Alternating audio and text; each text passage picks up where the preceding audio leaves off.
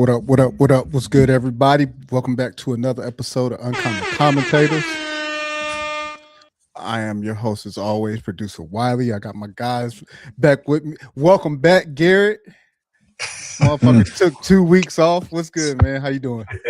What's going on, my brother? I'm doing good. I definitely needed a break, but I'm glad to be with my guys because we have a lot going on this week and for probably 2 months, next 2 months. So, but yeah, glad to Hmm. be back in the office and ready to kick it in. Yes, sir. And also got my guy Antoine. What's going on, man? Great, man. Blessed and highly favored. Always my favorite night of the week. Get to talk to you boys, and our favorite sport of basketball too. So I'm great, man. Thank you for asking. How you been, Wiley? You good? I'm good, man.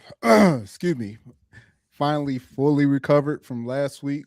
Got Yeah, you're my back, right? Yep, Right. got my shot. Got my shot. So feel a lot better, especially after just having to take the rest of that week to get past all the soreness. So How freaking. many days did it really take you to really like for the pain to It took me. subside? It took me from Wednesday to from the day I got them shots on Wednesday to about Saturday is where I started to feel a lot more. Like I said, I was just sore, so I just did a lot of ice, pretty much laying up on the ice pack. So and trying to Mm-hmm. stretch here and there when I could, Right. but your boy is back, fully so-called healthy, back in the gym on a consistent basis. So feel good. Um, but appreciate y'all on that portion. Of course, if you are watching via YouTube or Twitter, hit the QR code over there next to Garrett where you can hit the link tree, get all our socials, go to the YouTube page, subscribe to the YouTube page, like this show, get us in the algorithms, comment, do what needs to be done so we can get in the algorithm.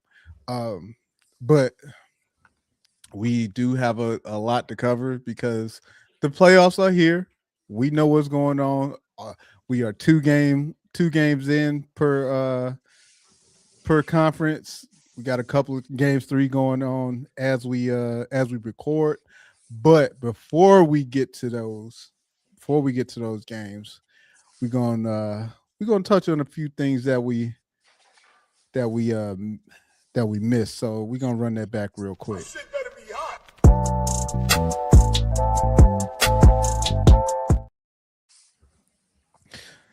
So, of course, while we during the time frame that we were out during the week, we had some interesting moves that happened. So Doc Rivers is officially out Yep. as the Bucks head coach. The writing been on the wall. Like, let's be real. But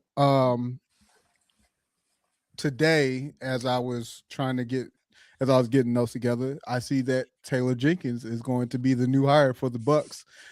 Just real quick, what are your thoughts as far as the firing and now the hiring for the Bucks? Go ahead.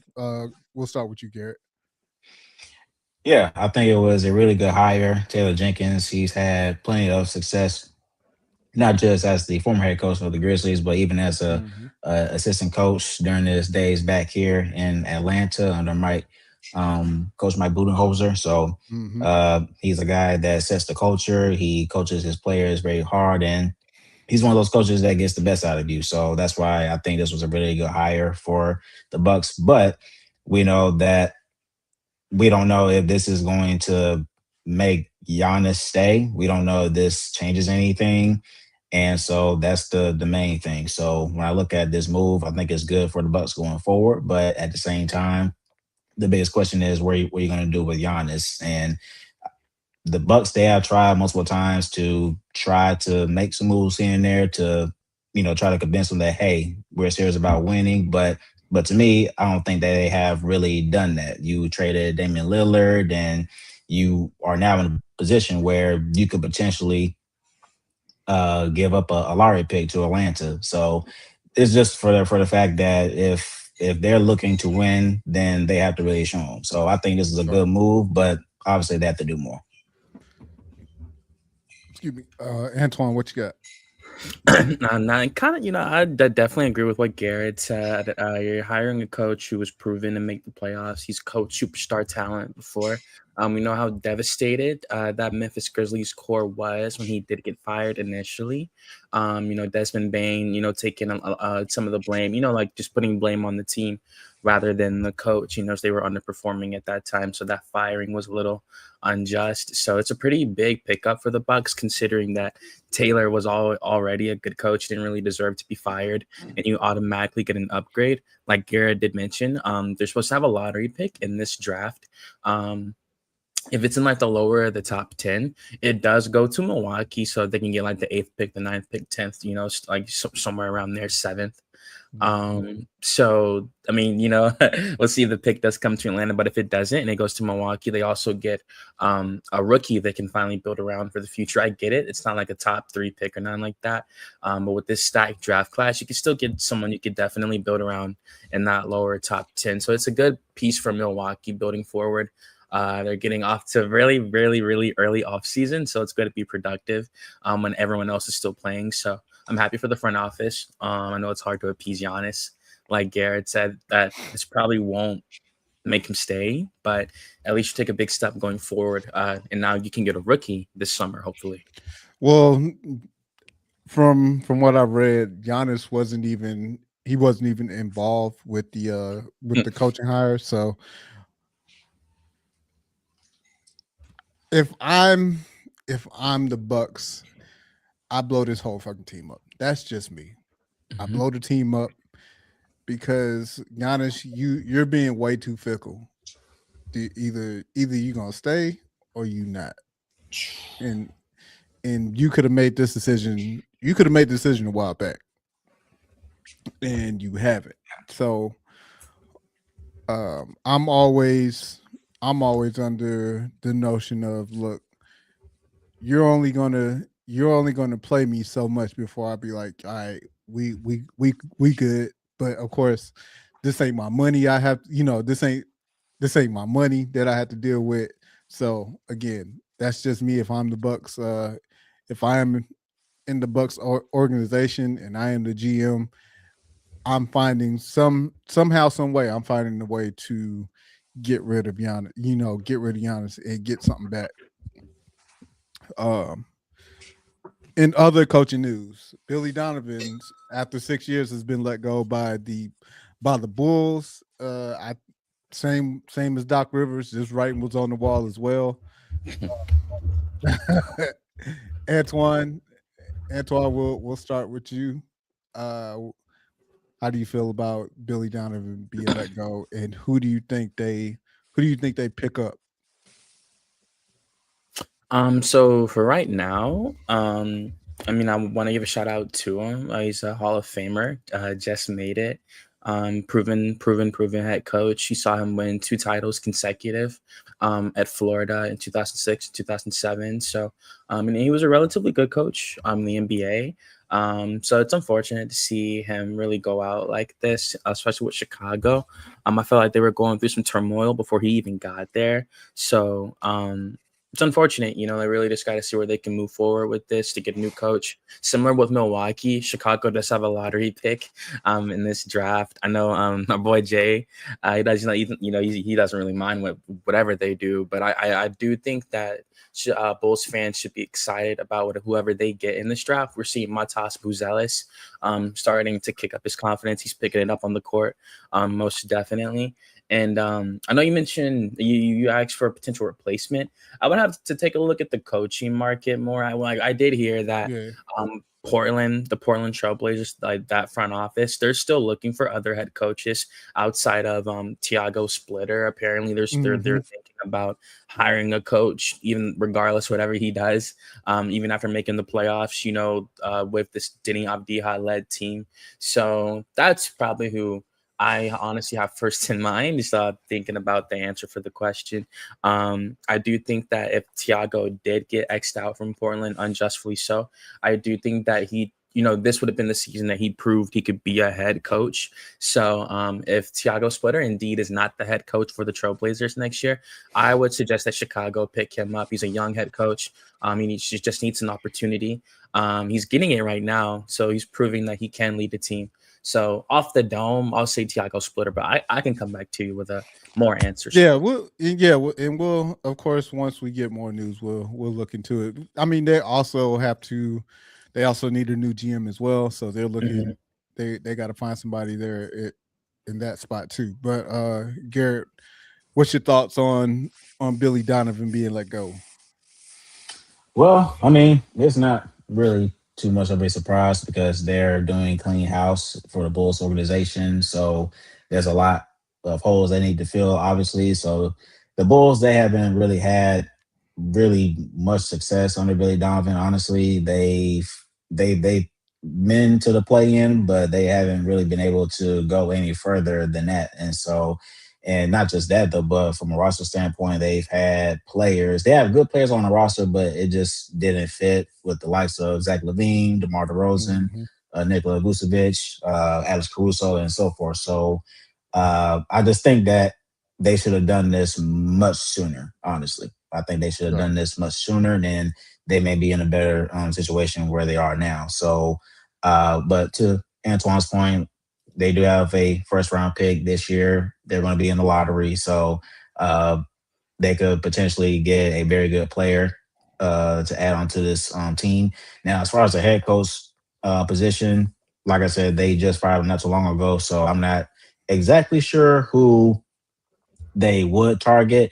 I would say, as far as a dark horse candidate, and of course we'll get to him in a minute, but Steve Kerr could be a name to watch. Only reason because he did play for the Bulls once before, so there may be a connection there. Just speaking in theory, but outside of that, I don't think there's necessarily a guy that will fit with them as of right now. I would assume that they are looking to just build around their young guys. I don't think that they're looking to win out anytime soon. So, but they have to find the right coach that fits into that phase. So we'll see how it goes. So, well, it also depends on who their GM is. So, correct. But go ahead, Antoine. Oh, it was just one more point to add. Also, Tom Thibodeau as well. He was the former coach of the Bulls. He did coach Derrick Rose. He was their coach that made the playoffs. He's available right now. That's the only reason why I mentioned him, because obviously he's still a proven head coach. Stephen A. Smith right now is clamoring for the Knicks to re-sign him after seeing what Mike Brown has done. Yeah, he's not a happy camper right now in the playoffs thus far. So, I would say something like that. I just wanted to throw Tom out there because, Michael Malone did get picked up from UNC literally in the middle of the season. So, but like if I had to say like just those two, Thiago Splitter and Tom Thibodeau, especially Tom Thibodeau having the former connection to Chicago. Yep. And speaking of Steve Kerr, there are rumors that Steve Kerr may not return as the Warriors coach. Yeah. I feel like it's time. It's ran its course over there and go, or at least for Steve Kerr, it's ran its course. But what are your guys' thoughts on as far as the rumors that are starting to swirl around with Steve Kerr not coming back to Golden State? You go first, Garrett.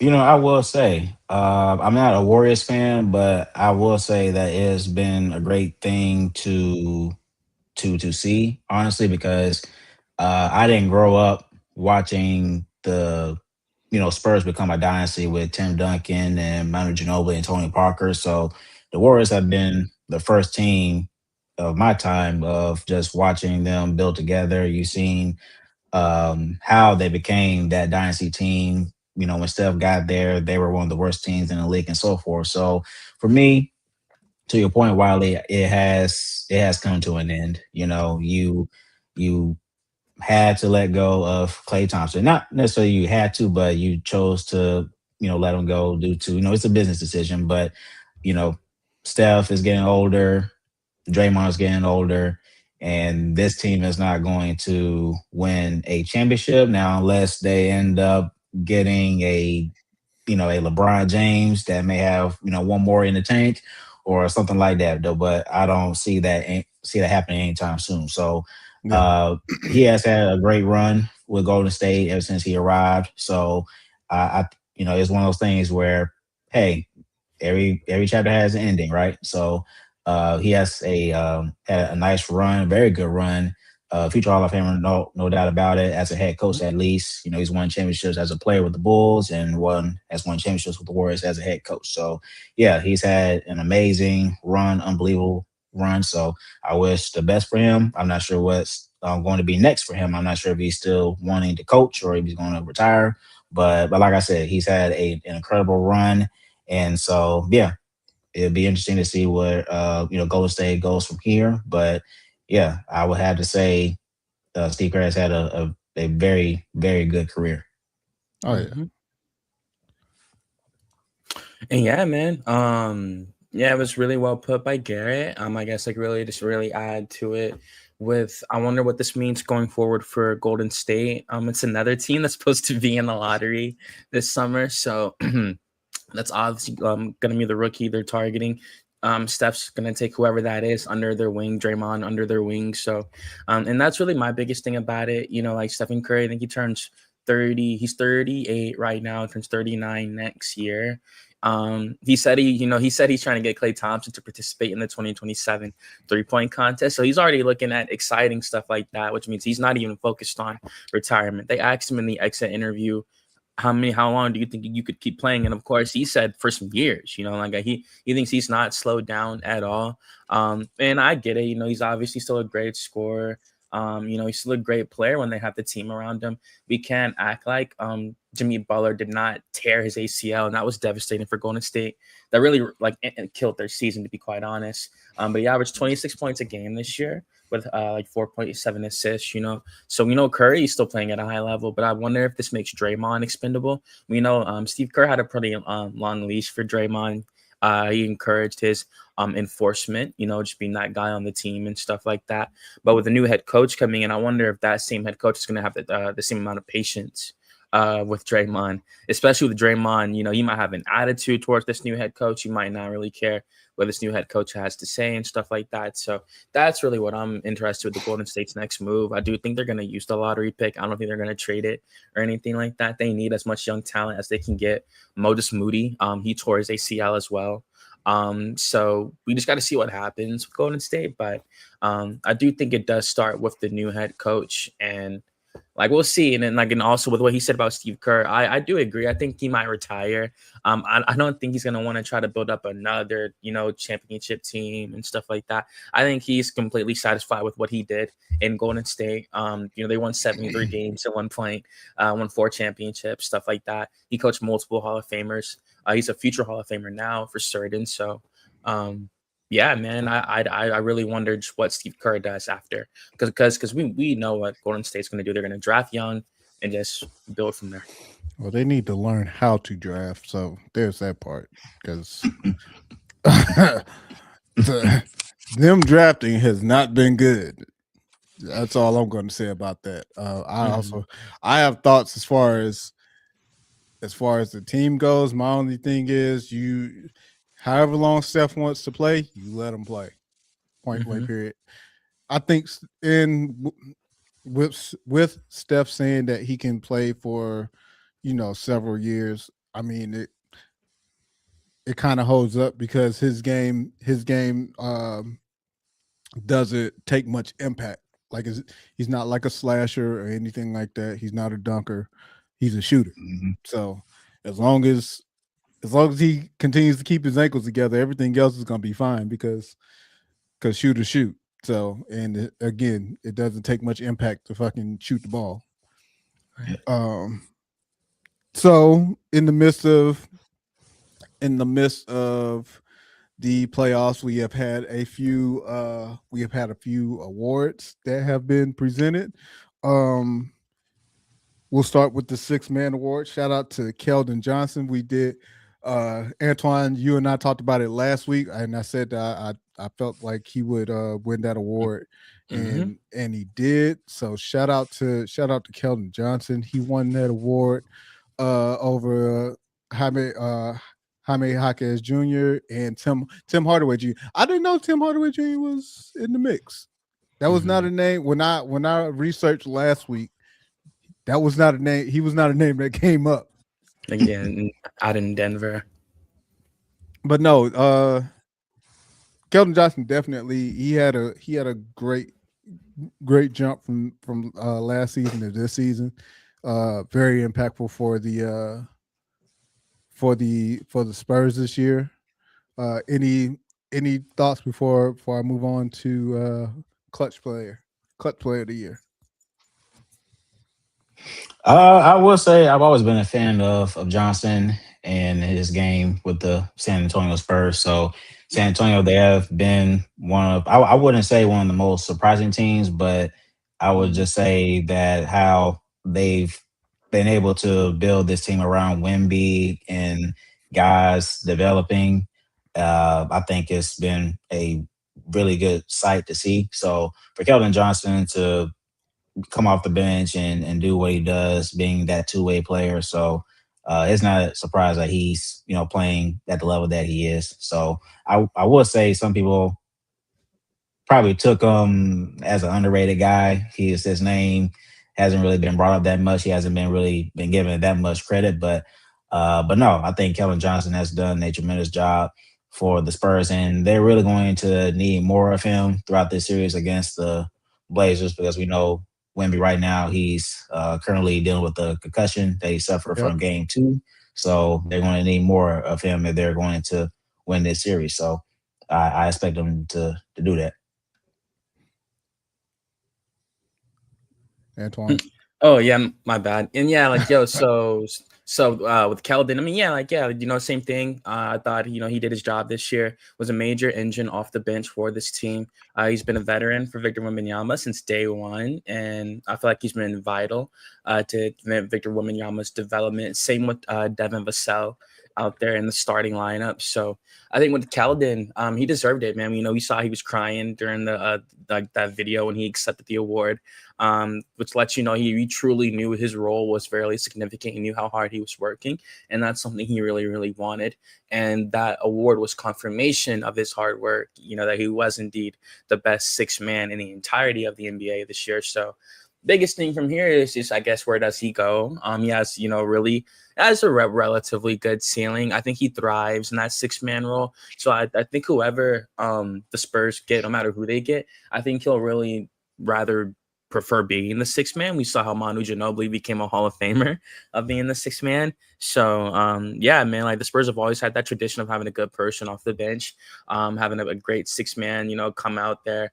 Whether if it's like having someone like Avery Johnson off the bench, even a good piece like Bruce Bowen. I'm pretty sure he started most of his career too, but they're still always having like vital pieces like that. And Keldon Johnson is the vital piece for this new Spurs core as they continue to develop, Stephon Castle and Dylan Harper. So I'm really excited for his future off the bench, and I think he's going to continue to get better from here. And I think he never leaves San Antonio. I think they keep all these guys together, like how they've done with all of the, great pieces throughout their career, like Parker, Ginobili, like all those dudes stayed Spurs. So I think we're seeing the dawn of something great, and Keldon Johnson is one of the pieces of that. I'm somewhat with you on that, but of course, it's going to be a lot harder to do with the way the salary caps are and the second apron, all that good You stuff. think people like how much do you think like a team could come in and like give him like he's worth? You would say right now, if Oh, not it's like going to be any team because hell, the way the money's set up, and the way the media contracts continue to blow up, that like if a team wants him, they'll throw somebody's going to throw some money at him. It's up to More than him if likely, he. just no. You go ahead, finish, White. No, My I was bad. going to say it's just up to him if he decides to leave San Antonio or not. because I was gonna say if they're winning, Yeah. if they're like a powerhouse, I don't think because he was with them when they were losing like bad when they when they got Victor. So I think if they're like a powerhouse, I think he's gonna want to stay with. More than anything, if when you're a team, a young team like San Antonio, or even a team like OKC, you're more than likely going to hold on to your foundational pieces. Station. Whether that's a SGA, a Chet Holmgren, Jalen, Williams. So I'm not saying that Kellen Johnson is not part of their plans, for a long term, but they have a lot of young guys that can play. But to Yeah. Wiley's point, at some point, guys they're gonna start earning their money. Yep. When you look at the OKC, they just signed Chet Holmgren and Jalen Williams to big, big, big money. So 5 years. at some point, one of their core guys is gonna have to go. I'm not saying one of those guys are leaving, but you may have to give up Alex Caruso or somebody Ultimately, else or Lou Yeah, Dort. because So SGA, because you gonna pay SGA. he's going to get paid. So they're Right. going to make tough choices. So Mm-hmm. you got to take that consideration. Yep. But speaking of SGA, he is our clutch player of the year. He won. Yep. Excuse me. He won that over Anthony Edwards and Jamal Murray. That was a shocker. That was a shocker seeing his name in the mix. But I mean, For look, Jamal Murray. for clutch player of the year, yeah. I think Shoot, But he's also, been not but during hold up. But Hey. his also, career hold up. though. To be fair, I have not. It's hard watching West Coast games when these shits come on at fucking 10 o'clock at 10 night. o'clock at night. Hey, Boy, hey, be look, your boy be look, tired, dog. I will say this: he's been clutch for me because I I was gonna won say, one on my fantasy team league, and my brother came through for me. He gave me 54 fantasy points, so Listen, he won for me. listen. I'm just like I said. To be fair, for me, watching the West Coast games, whether it's a Denver, OKC, Lakers, whoever, Portland, it's hard when a game starts at Mhm. 10, 10:30 10 and 30, yeah, and you yeah. on the East Coast. Come on now. Come on. So again, that was no Unless you shade just to wide that, awake for no reason, that's right. one That's no thing. shade. But That's no shade to Jamal Murray. It's just the fact of, hey, I dog, got to sleep. I'm not, yeah, I'm not finna stay up all night trying to watch these games. But Yeah. I mean, for me, it's SGA. We've seen him time and time again, so I don't have much to say when it comes to SGA winning clutch player of the year. I don't know if you guys have anything on that. Universe cap. He's a former MVP. Period. So, I mean, It's simple, there's not much, right? to really say for SGA.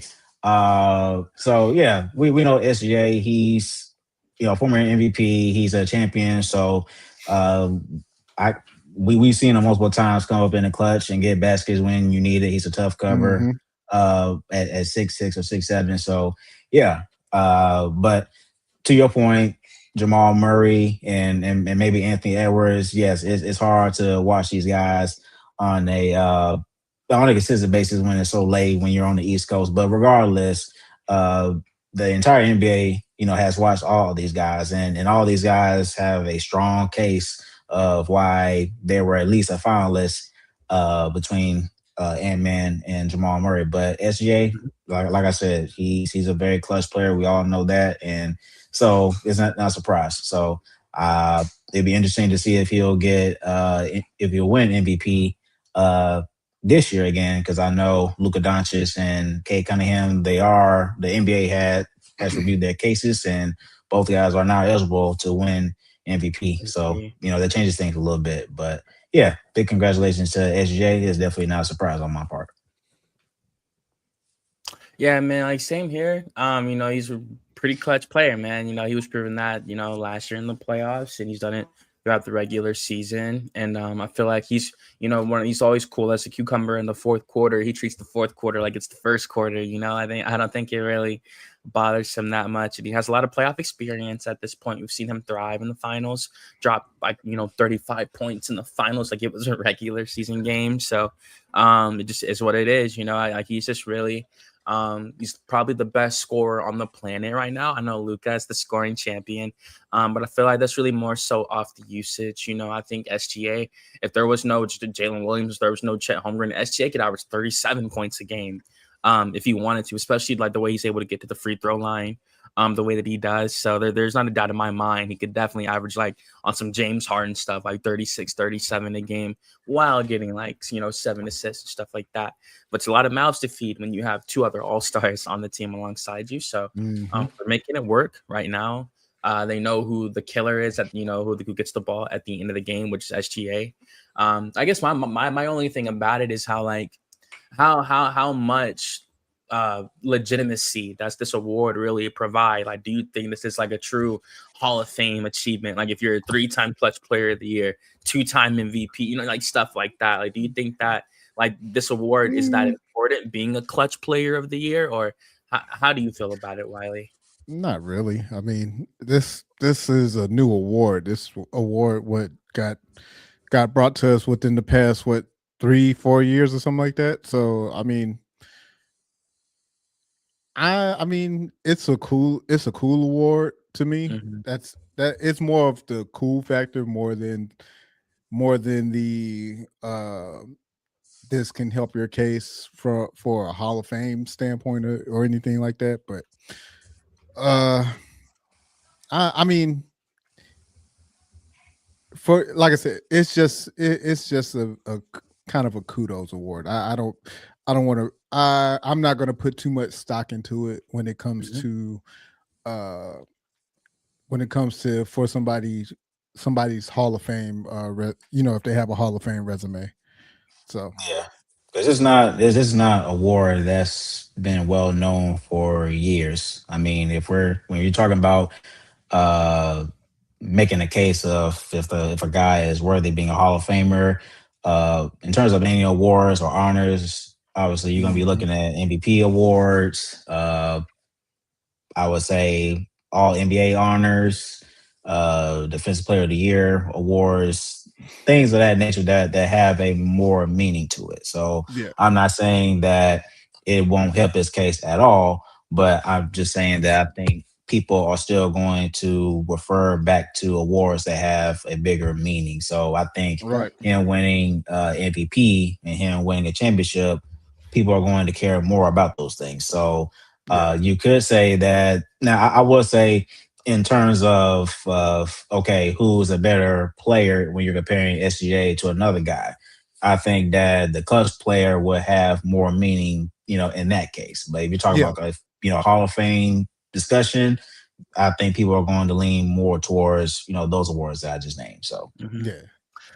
Like it's like 20 like 30 years from now when that award is like well solidified. Do you think of Victor Wembanyama was like like a 7-time defensive player of the year, 3-time MVP, and a 5-time Kia clutch player of the year? And I'm talking down the line like when the award is like we've had like it's like when you're seeing only superstars walk away with that award. Not like a sick. You might see a 6-man one year, but you're only seeing superstar names walk away with that award. So that only increases the illustrious factor of winning the award, the names that came before you. So that's why I'm asking, do you think like 30 years down the line, do you think that's going to be Depend, considered a big award, knowing you were a clutch player like that, I mean, it always depends on how much emphasis they want to put on it. I mean, if right, we're going to be straight up about it, it's again, it's nothing against this award. I Right. think as of right now, it's just so new. So yeah, and so not like only that though, but it's just more so of like, again, I'm not saying the clutch player award is doesn't have any meaning at all, but for me, it's just like there are a lot of players around the league that you can consider as a clutch player. Clutch. I right, mean, Jamal Murray is a clutch player, Anthony Everson is a clutch player, SGA, and then other guys. So right, I wouldn't necessarily say like again, a lot of guys. I mean, honestly, when you're a superstar player or even a star player, I mean, you expect guys to perform, in clutch moments. So, Mm-hmm. sure, it's nice to say, hey, this guy won Was a the, clutch player, right? clutch player of the year. But again, if Wemby ends up winning multiple clutch player of the year awards and multiple MVP awards and potentially MVP award, then that's all said and done. But like I said, people again are going to care more about the bigger ones that have a more meaning to it. So the Well, clutch player awards are just something that's kind of expected, a player of that kind of status. I was So gonna Mhm. say, and then on top of that, so let's put it in this perspective before we move on. Um, so let's just say, um, because I don't want to use any of the three that were mentioned. So let's say Donovan Mitchell. Mhm. Let's say Donovan mhm. Mitchell wins 5 clutch awards, but never wins an MVP. And so, what do you like? So, what do you do with that when it comes to when it comes to putting him in the Hall of Fame? Like, what do you do with that? Because it's like you're clutch. Yeah, you're clutch, but also you weren't. It didn't do anything for you from to win MVP or to win a championship or anything like it just depends That on that's kind of like my it's whole tough. Yeah, yeah. it'll be tough. That's like my whole thing because 5 clutch player of the year awards doesn't equate to MVP. That's just Right.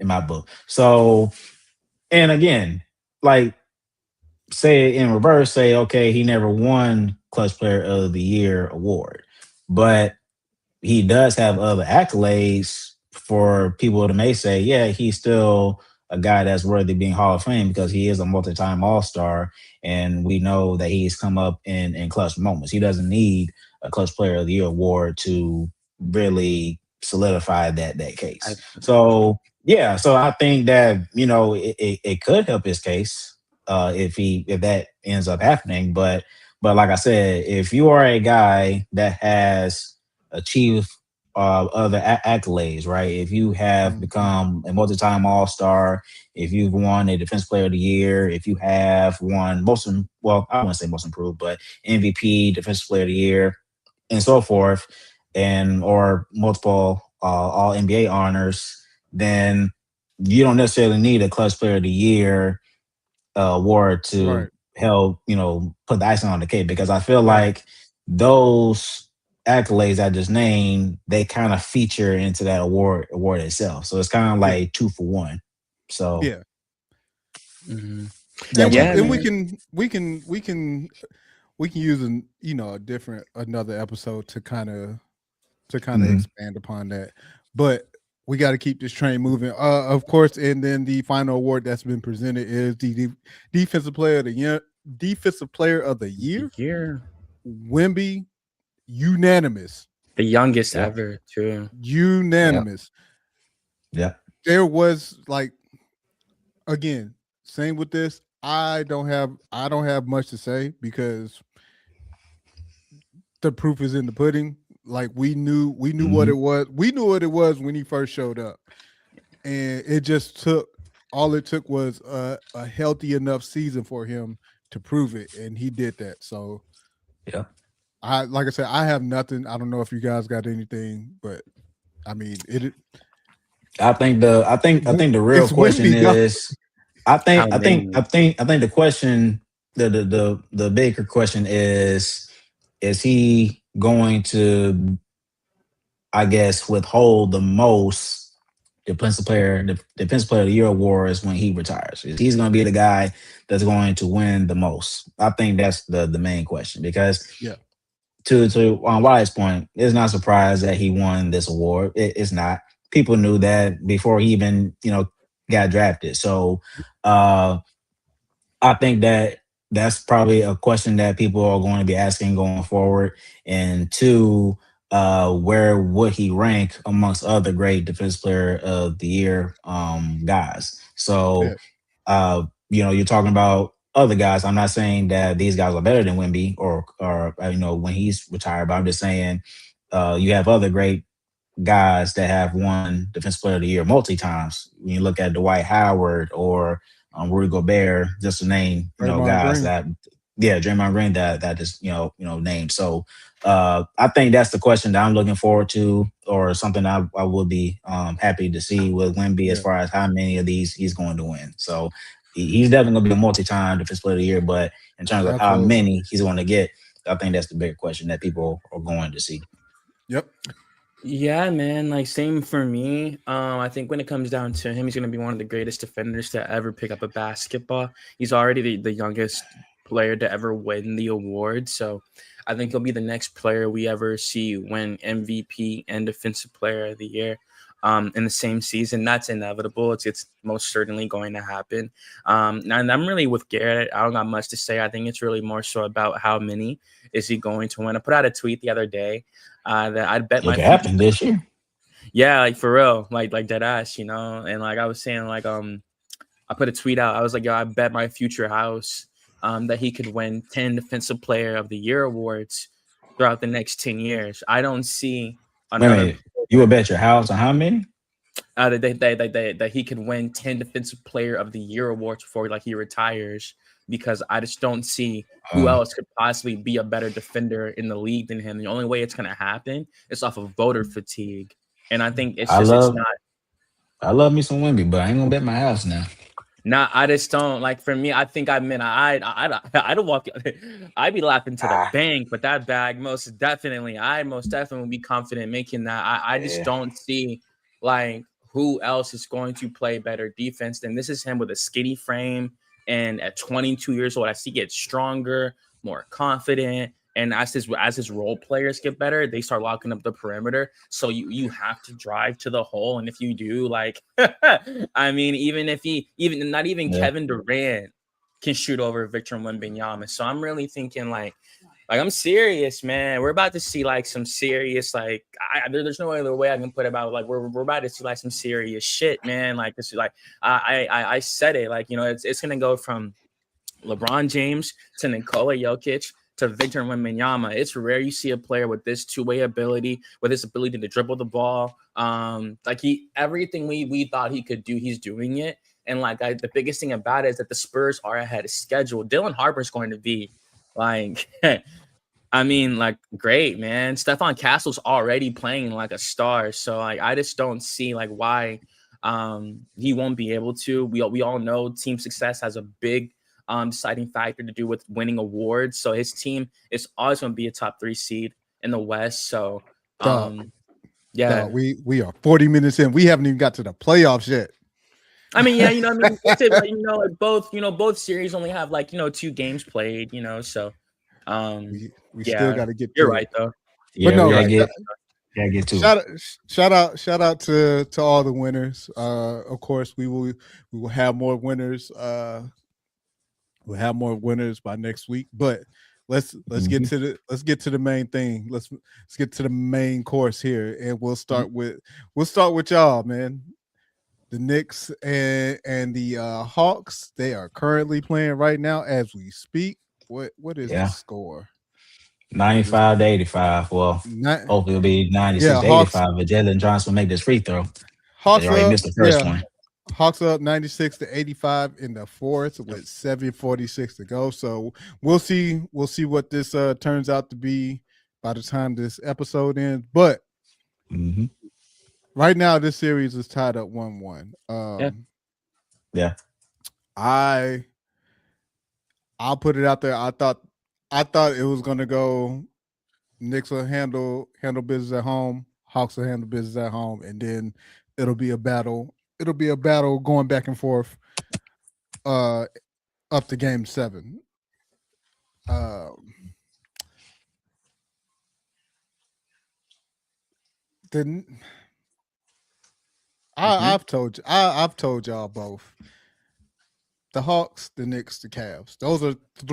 Those three teams in particular. I'm always skeptical about. Y'all could have been any of these teams. Mhm. All three teams could have been the number 1 seed this year, and I've been like, you know what? I do not trust them, I and that's feel you. probably, and it's just more so, and I'm speaking more so from a history standpoint than than anything else. It's just more so the history of these teams and how we've seen them play and the outcomes that have happened.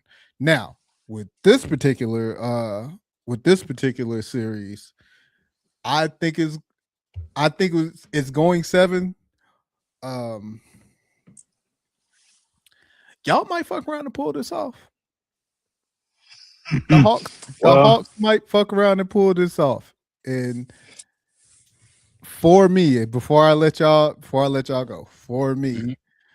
it's really going to depend on, can Jalen Brunson defend? Because if CJ continues to abuse Jalen the way he did in game 2, good night.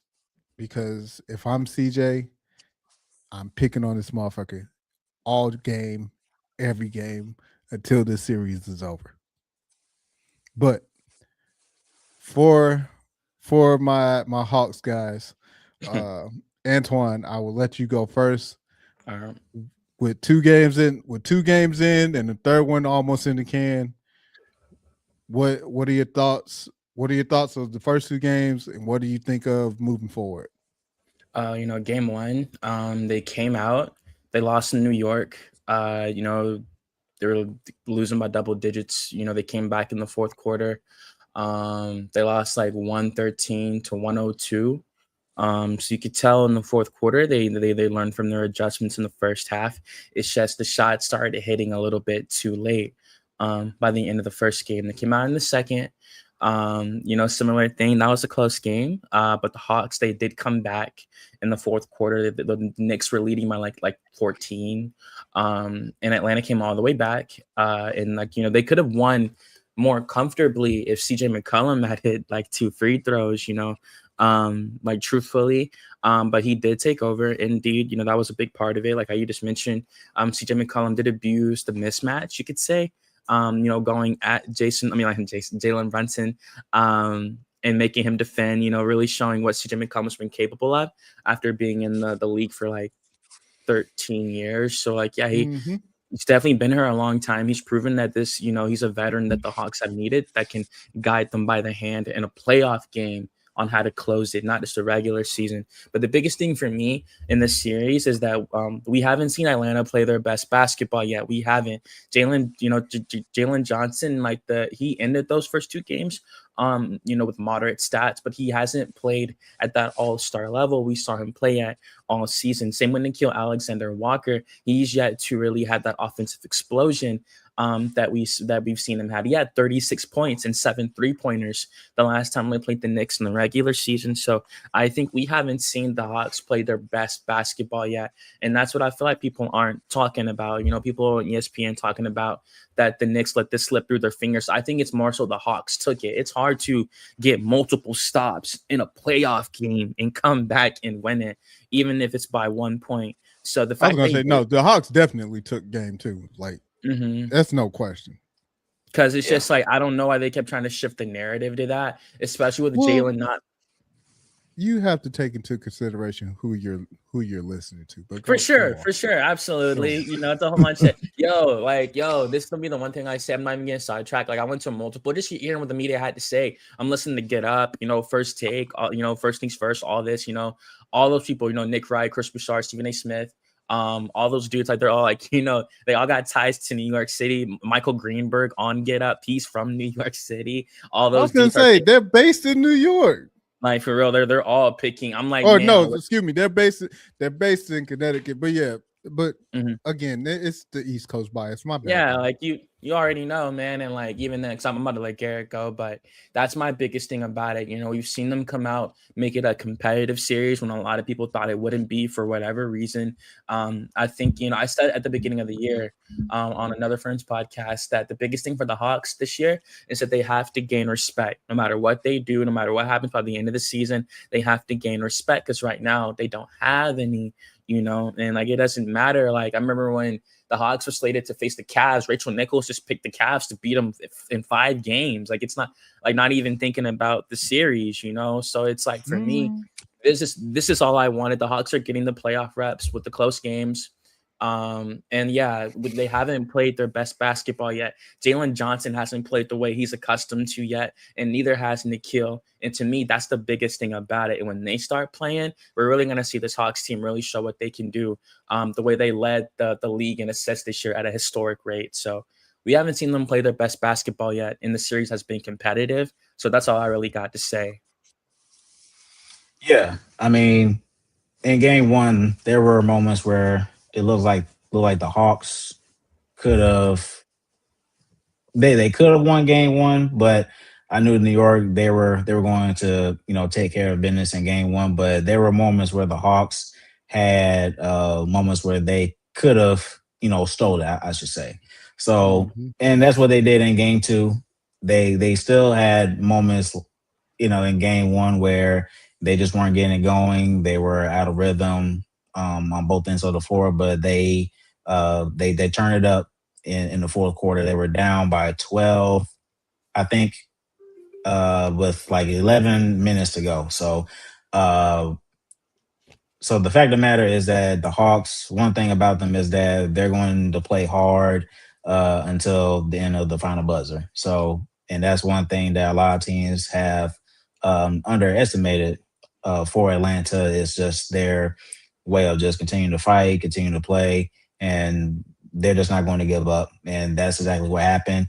Now, I think that for CJ McCollum, uh, I think that the Hawks have found another element that they could use in order for them to help them win this series, or at least take it to the 7 games to make it more competitive. After what we saw in Game Two with CJ McCollum going at Jalen Brunson, he was 9 for 12 against Jalen Brunson in Game Two. So obviously that's going to be a mismatch 10 times out of 10.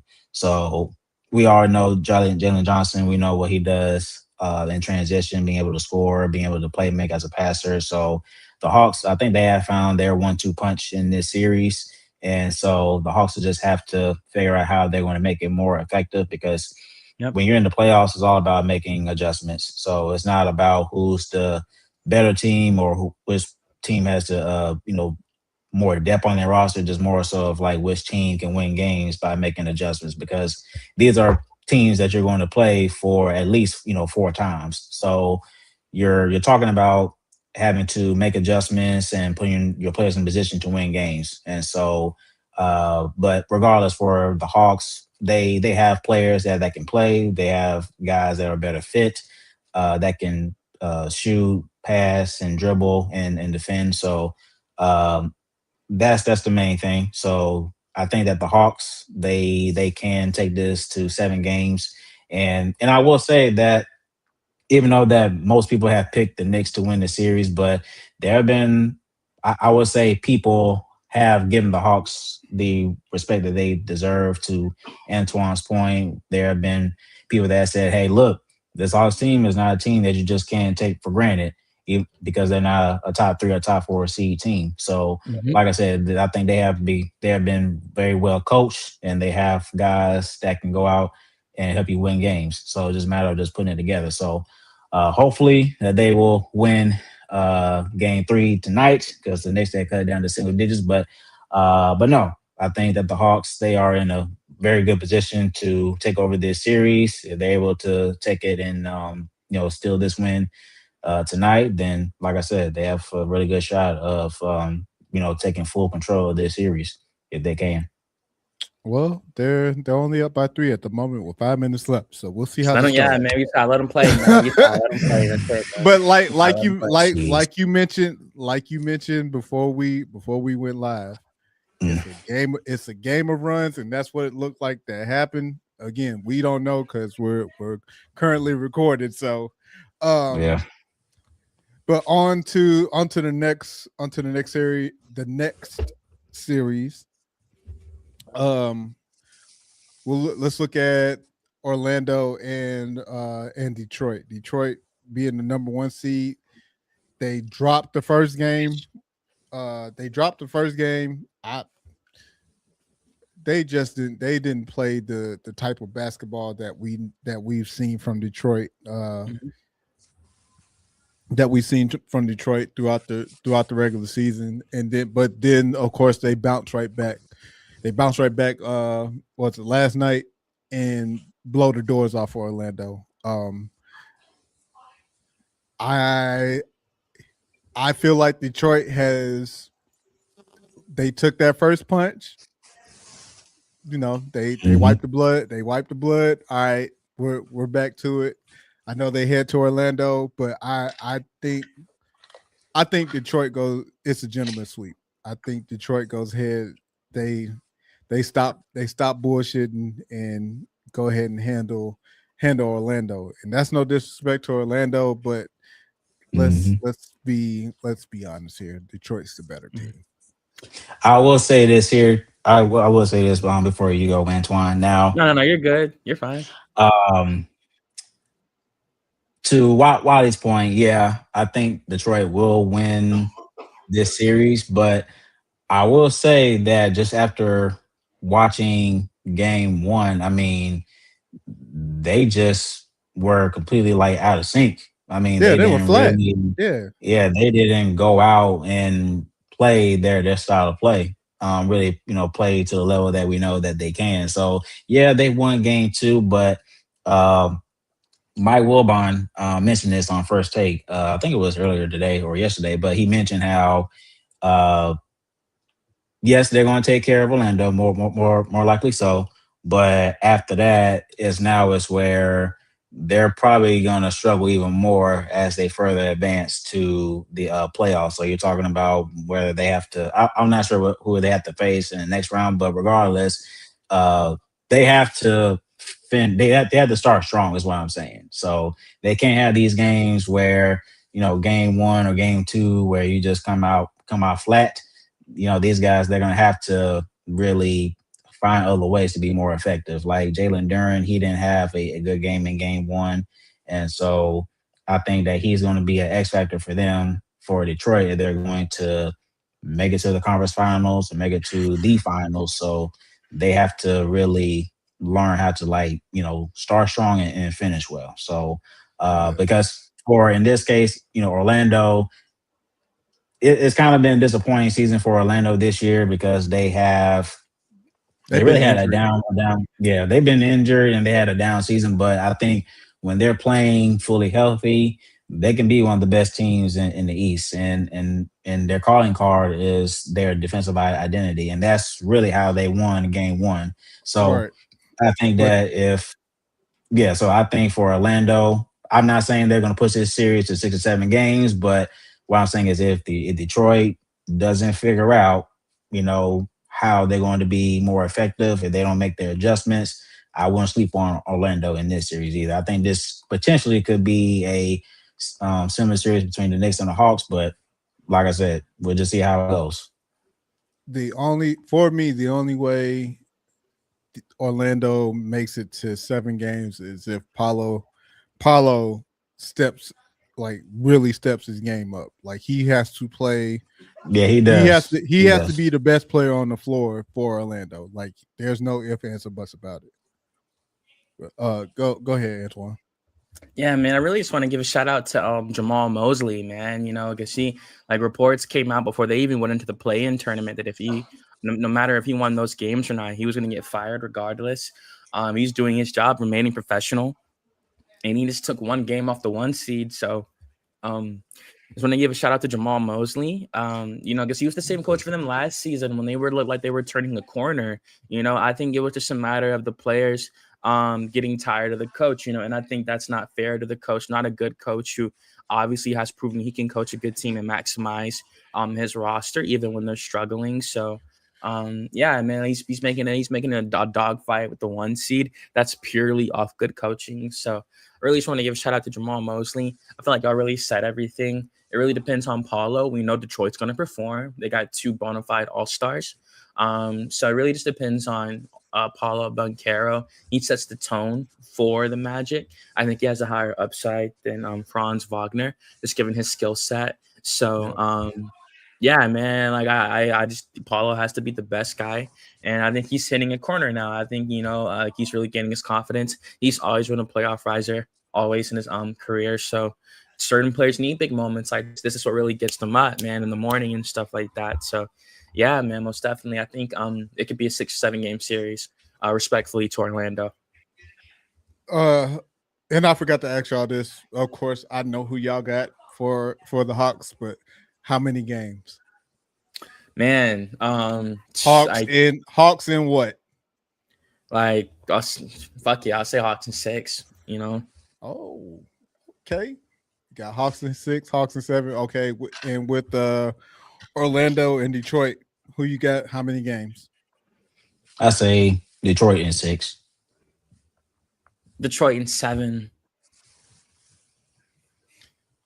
Bad, bad. We will I see. think I it's gonna be think hard to beat I Orlando at home I in don't the know, dog. game 6. I don't know. Your defense has to travel. That's all I will say. Absolutely, sure. Defense, and that's for both teams. We saw it with Orlando, but again, you're like Detroit has to play like they just did from here on out. So if they do, then yeah, they get them out of here in 5. I got Detroit with the gentleman sweep. Um, to the next, we're still in the East. We'll go Celtics. We'll go Celtics 76ers. This is tied up 1-1. Celtics, they're the same team through and through. It's gonna be bombs away from 3 point, and either they're gonna hit them or they're not. And Joe Mazzulla is not gonna deviate from the plan. He's just gonna tell them to continue to shoot more threes, which is stupid. But pretty much for me that's the difference between game 1 and game 2. Game 1, uh, the Celtics came in, imposed their will on the 76ers and dominated. And then game 2, they come out and jack up 1,000 threes, do not make them, and do not deviate from the plan. Um, I'll wait to give my pick. I'll wait to the end to give my pick. But what are your thoughts, Antoine? I'll start with you. What are your thoughts on this series as they are tied up 1-1? Man, I think Philadelphia, they're rising to the occasion. Like I think it's really just a coming out party for VJ Edgecombe and Tyrese Maxey, the future of the Sixers. I think they're both gonna be really good. I think again this series is gonna be super competitive. The playoffs. I don't really go off the seeding. It's just a series. The teams are gonna play each other. Teams and players are gonna rise to the occasion.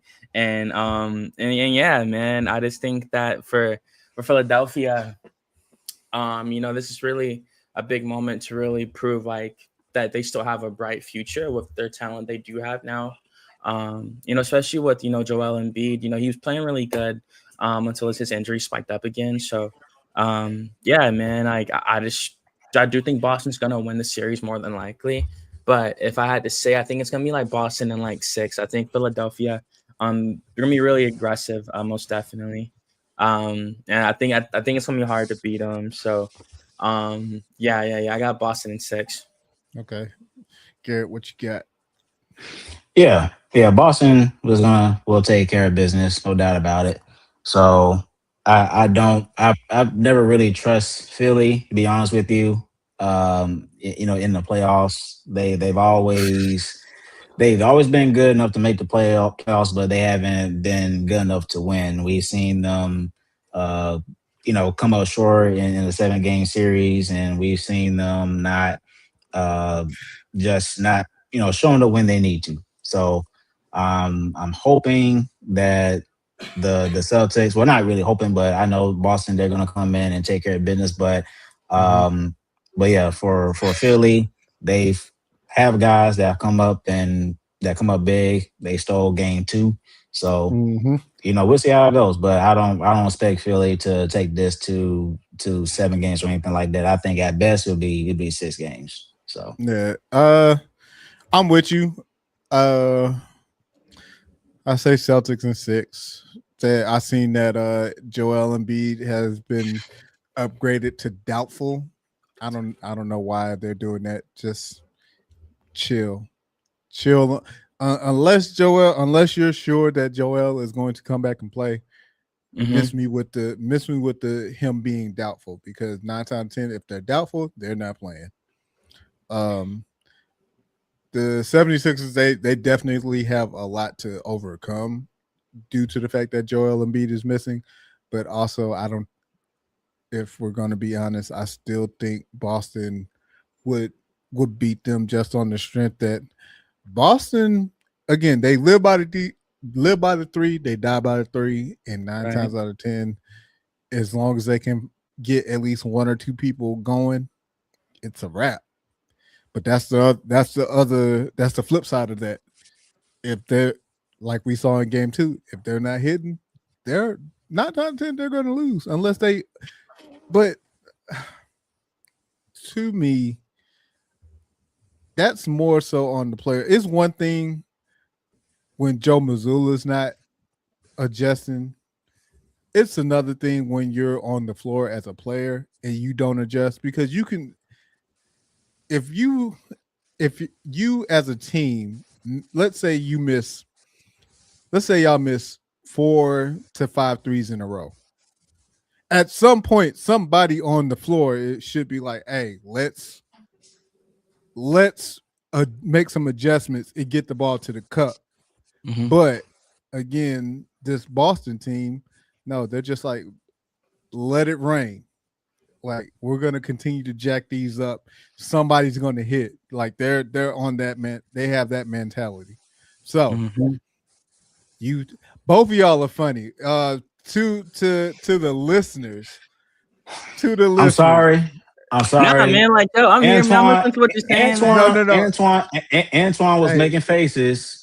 And I'm just like trying to like keep my cool, because I just turned the TV on, because I'm not saying I'm sitting here listening to Wiley. I'm sitting here listening to Wiley, man. That's awesome. I'm sitting here listening to Wiley. That's it. So I thought I could handle it. I'm sorry. It's not perfect. I thought that I could handle it. I thought I could just turn the TV off and not have to worry about it. But I can't. Everybody calm down.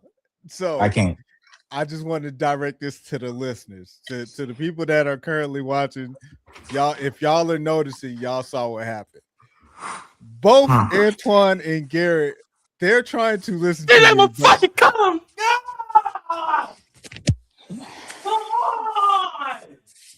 We didn't win the game yet, but on, man. Keep going, man. Let's go. We didn't win the game yet, Twan. They got 12 seconds with 1 point lead. Man. Listen, to our listeners, these two dudes are funny as hell, because if you could see their faces as I'm talking, both of them they're trying to listen to me, but they are glued to the game, because this game. No, I'm listening. It's just game, but no, I'm saying the game is down to the wire. Atlanta is now up by 1 with 12 seconds. And the look on their faces as this game is going, while they're trying to listen to me and my take, is hilarious. But to close out on the Celtics. To close out. Okay, we won. I'm sorry, y'all. Time out. Y'all are fun. Y'all are fun. Oh, Jesus. Y'all are hilarious. All right, children. Can we bring it back, baby? All right, children. Can we bring it back to baby? All right, I'm good. Everybody relax. We're good now. We're good. I'm good. Everybody relax. I'm good. Go, Garrett. Let's go, Garrett. Good win, brother. Oh my God. Y'all are funny as hell. Jesus Christ. That's funny. But anyway, to the Celtics. Either y'all need to, y'all put it like this. Y'all know what y'all need to do. That's all I will put it on that. To the next series. Who we got? And JJ had a good game. Let's go. Is that it for the? I think that's it for the East, if I'm not mistaken. No, Yeah. no, no, no. We got Oh one no, no, more. yeah. One more for we got. Cleveland, Yep. and Toronto. Yeah, yeah. I'm not gonna hold you. So this series is 2-0. Um, yeah, I really have nothing. It's the Raptors. It's the Raptors. The only put it like this: the only way this can go left is if Cleveland does Cleveland shit, Yeah, like we've yeah, seen before. yeah. Other than that, I see this as a sweep. Like I again, this Raptors team, it's a decent. They have a decent team, not enough to get far in the playoffs. So I don't see. Excuse me, I don't see them making it out of the first round. Hell, I barely. If I want to be generous, I will give them a game since they're going back. Since this is going to Toronto now, but in reality, this is a sweep. This shit's a wrap. Yeah. Yeah, I think it could very much be that way. Um, I think if anything, it probably either be a sweep or a gentleman sweep. I think Toronto they are a tough team to beat when they are at home, and just over the years when they've made the playoffs, and even times when we've played them, they are very very loud. So I think that Toronto they could win either game 3 or 4 at home, but like I said, I think it would turn out either be a sweep or I was, they'll finish it, in game 5. if they don't Best win case game three, scenario. yeah, Yeah, if they don't win game 3, they're not winning game yeah, 4. yeah, yeah. I definitely can see that. I definitely can see that. Yeah, Yeah, for me, you have to win game 3. Like no ifs, ands, or buts, man. Y'all done got thumped twice. Y'all have I, gotten thumped twice. yeah. So you got to come out swinging in game 3. You'll have to. But I think and honestly, this is one of the reasons why I wanted the Knicks over Cleveland, because Mm-hmm. Cleveland, they're just too much of a problem. I mean, Mm-hmm. even though that they didn't finish in the top 3 in the East, but when you talk about the addition of James Harden and Donovan Mitchell in the backcourt, you have two guys that can stifle your defense, and then you have two guys in Jared Allen and Evan Mobley, who is a former defense player of the year, that can stifle your offense. With their defensive capabilities, and uh, so it's not really a surprise of how they've been able to beat Toronto in games 1 and 2. I don't think Toronto has an answer for any of those guys, at least No, for Jared Allen and Evan Mobley. So no, that's the thing that they're gonna have to figure out if they're going to win at least one game. But like I said, Cleveland, they've been able to play well. They know how to take care of business. They have guys that have been played in big playoff moments. When you look at Toronto, they're a young team to a certain degree with Scotty Barnes. We know uh, Brandon Ingram, he can come up big in any mm-hmm. game, but that's just one guy, and that's just not going to be enough to beat this Cleveland Cavaliers team. And I wasn't expecting Toronto to beat them, but like I said, it's going to be hard for them just to win one game. So we know Cleveland, they're going to advance, but yeah, if they win game 3, then you could very much see they can win game 4 and do a sweep, and you know hopefully maybe Toronto could win one game at least. So right. yeah, Antoine, you got anything? Yeah, man, most definitely. I think, with Toronto, again, it's kind of a similar situation to the Hawks. And in terms that they're getting the much needed playoff reps, they have a really young core, still have a bright future, with Colin Murray Boyle, Scotty Barnes, RJ Barrett returning home to Toronto. So he's still really young, he's still playing really good.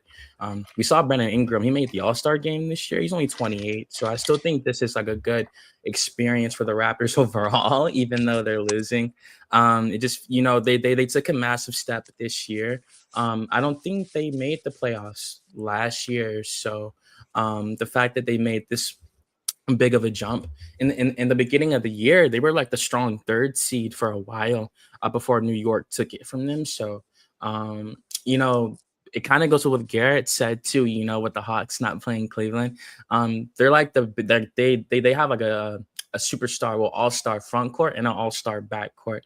So they do offer a lot of problems with James Harden, Donovan Mitchell, Jared Allen, and Evan Mobley. That's just a lot of firepower on the defensive end and the offensive end, especially with having Allen and Mobley down low. So I think it's just a bad matchup for Toronto.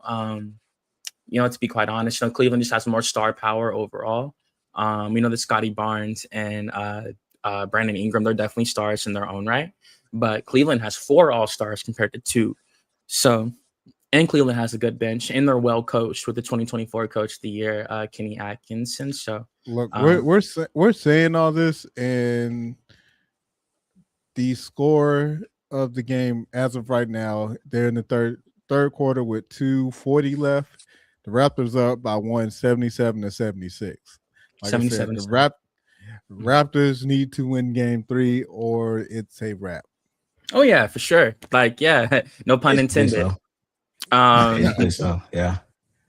Most definitely. Yeah, I mean, hey, just shout out to Toronto. I really like the season for Colin Murray Boyles coming out of South Carolina. Like I said, I'm excited for their future. I'm happy for their new coach, Darko. He came out, he proved he could, lead a team to the playoffs. So I'm always happy for new coaches like that, like him, Jordy Fernandez out in Brooklyn. So yeah, man, I'm really excited for their future, even if they lose here. But I do have the Cavs taking care of business. Probably what you said, Wiley, like a 4-1. I don't want to say they get swept. I think like 4-1, something like that. You're funny. You're being generous. I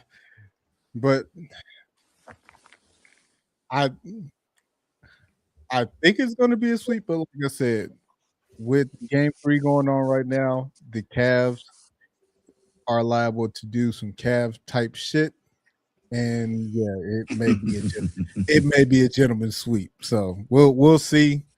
Look, we'll see what happens between now and the time we close this episode out. Yeah. To the next, we'll go ahead and get this out the way because I think this should be a sweep as well, and that is OKC and the Suns. Thanks. Yeah. OKC is up 2-0. It has not been close. I don't think it's going to be close. Now, I will put out there that Jalen Williams did get injured last night. He has a hamstring strain, and he's now a grade 1 hamstring strain at that. But to me, they've been without Jalen Williams. They was without him earlier for at least half a season, I think. Yeah, so I mean, they know OKC knows how to play without him, and they're well constructed, so they're not going to miss a beat. They're not. I think for Phoenix, I think it will. I don't know why. It just seems like I'm just giving like at least every team one game just to at least push it, past 4 games though. But I mean, Phoenix, they could possibly take it to 5 games, but I would say it's going to be a sweep this time. I think OKC, they're going to still take care of business without Jalen Williams. I think it's going to become more of a problem as they further advance into the playoffs. But for this Phoenix Suns team, I think they could, sweep them without Jalen Williams. So it shouldn't be a problem for them. Mr. Antoine. Willis? Yeah, my bad. Nah, it's just these niggas sending me some bullshit ass text. It's just my fault. But yeah, for Oklahoma, I mean, yeah, man, I never like to say, quote unquote, take care of business because these are the best basketball players on the planet. But I just think like Phoenix, they're really outmatched. OKC beats them everywhere from the perimeter to the inside with the physicality. They don't have anyone that can match Chet Hartenstein, Chet Holmgren and Isaiah Hartenstein. Mine's too fast, but nah, man, I just think it's a matter of being overpowered. I kind of feel bad for Devin Booker. He was in the post-game press conference last night saying, because there was a play I was watching, like him and Alex Caruso had collided in the middle of the Mhm. floor, and you see Caruso like tumble like to the ground and stuff like that, and then that pissed DB off, man. And like DB in the press conference, he said, "Hey, like I know I've never," he said, "I know I haven't won a championship, but I've been in this league for 11 years, and I know I played good at this level, like for a long time." And he said it's gonna start to like ruin the credibility of the league. It's gonna make it look like WWE the way people that's what verbatim. It's gonna make the league look like WWE the way like Chill. the way dudes are selling calls and like the way refs are calling fouls and stuff like that. And he mentioned the championship things. I guess he sees Oklahoma getting like some championship bias, of course, being the reigning champions, the number one seed in the West. So this is what he said. This is how he felt. I mean, man, like I'm not doing this at you. This is at Devin Booker, because don't do that and act like you don't be selling calls either. Like, relax. All y'all do it. Every last one of y'all have sold a call on the court. You dog. Mhm. Just go out there and go hoop.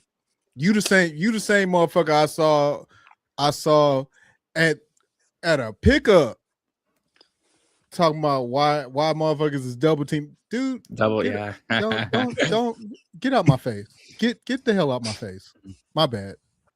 Nah, you're good, man. Like I get it. Like I feel Devin Booker, man, because like like he signed that extension with Phoenix. He's strapped in. He's About not to drop leaving. kick you.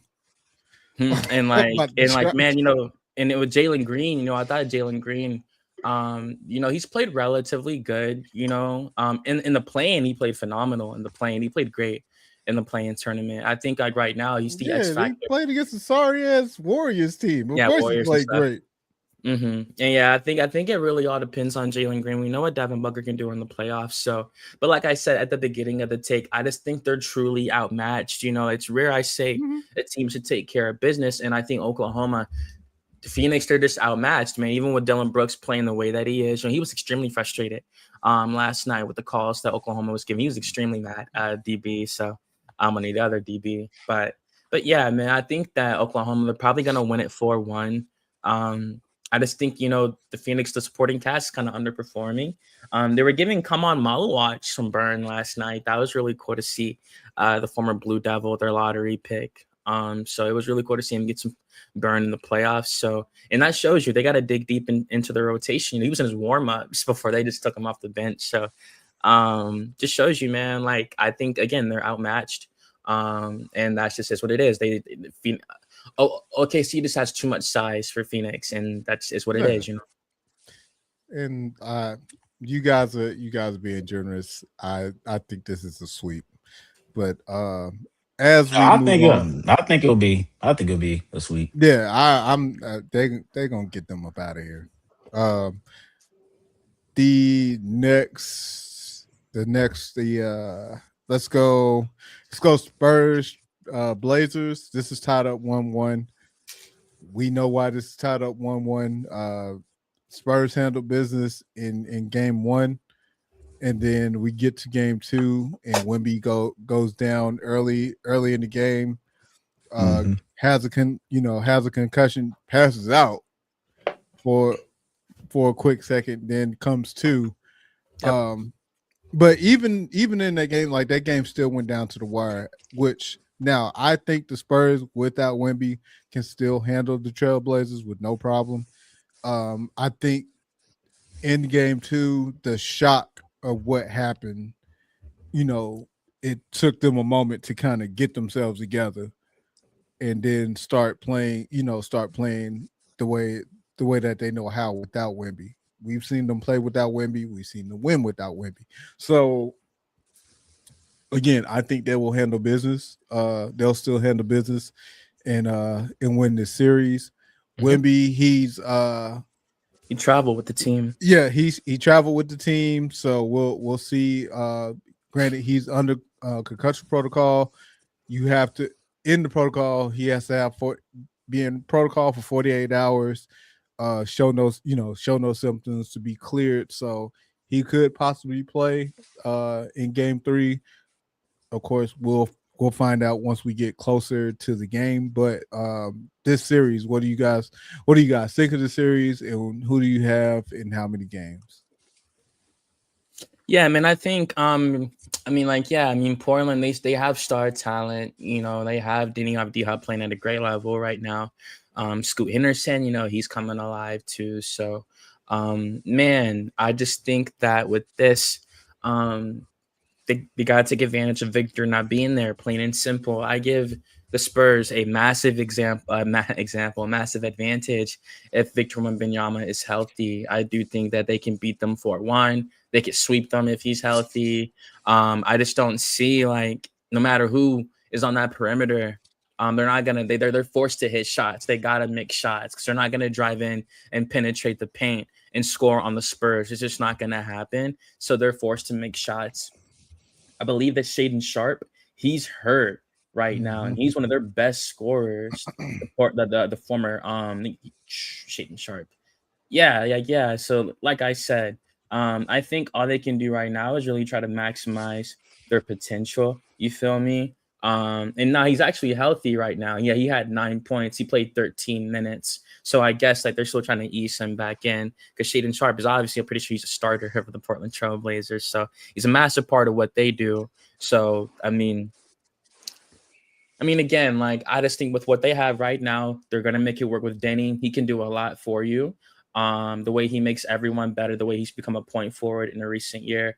He didn't play that good either. He had 14 points with 3 assists and 4 rebounds, and they won that game by 3. So, I mean, of course, they Mhm. skated by with their best players playing bad.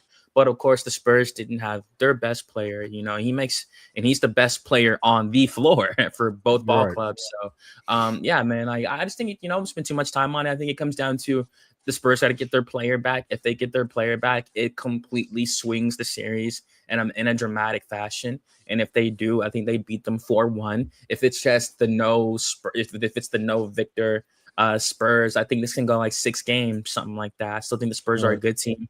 With who they have, on the team, De'Aaron Fox, Stephon Castle, Luke Cornett will step up. Um, and yeah, man, like I think that the Spurs could still win it, but it becomes way more competitive if Victor's not here. But if he comes back, which I think he will, they win this like 5 games, something like that. Yeah. Uh, I got the Spurs. I got the Spurs in 5. They handle business. Like I said, I just think they can win. They can win with or without Wemby. Mm-hmm. Um, like again, Wemby going down, they got shell shock and they had to recover. Right. So I think what going in, now they go to Portland. They have their mind right. Pretty much, they have a game plan whether they get Wemby back or not. So they'll be more prepared. Moving on to the next series, we got the Lakers and the Rockets.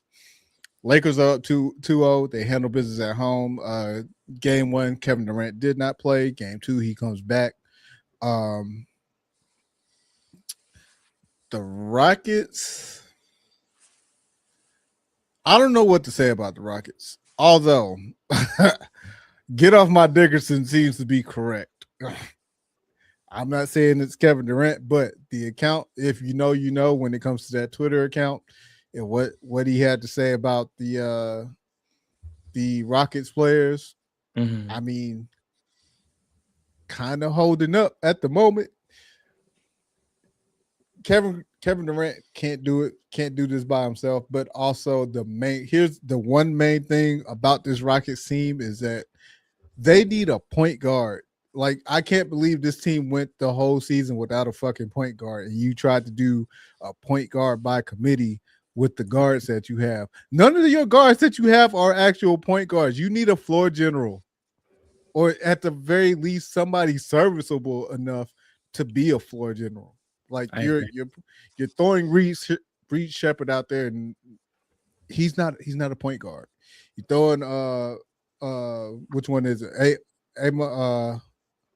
Amon Thompson. That's the one Amen. on the Rocket. Yeah, Amon Thompson. You throwing him out there. He's definitely not a point guard. Like, what are we doing? You had the entire season. You had 82 games to go find you a point guard. Actually, You could have brought your point guard in right before the playoffs.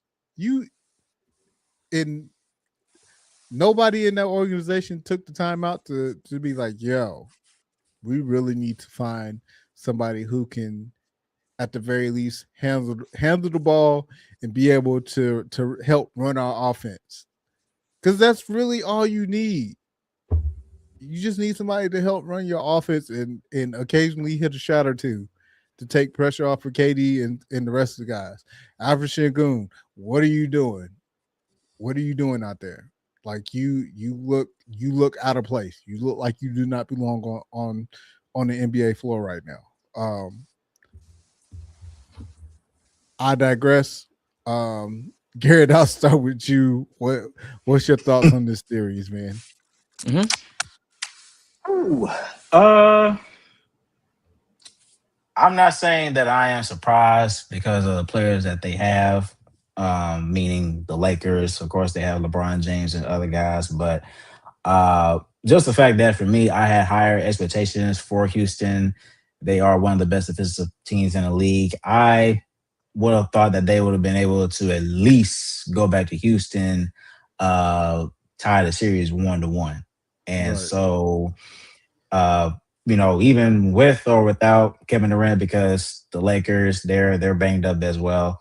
So I guess that's just the disappointment in this. So now it's where you have Austin Reeves, who is now questionable for Game 3. Yep. So they're slowly getting guys back. So uh, if Reeves is good to go in Game 3, and look, the Lakers they are capable of stealing one on the road in this case. So if they end up getting one and stealing one in Game 3 or Game 4, then I think it's pretty much a wrap. Now I will say Oh, yeah.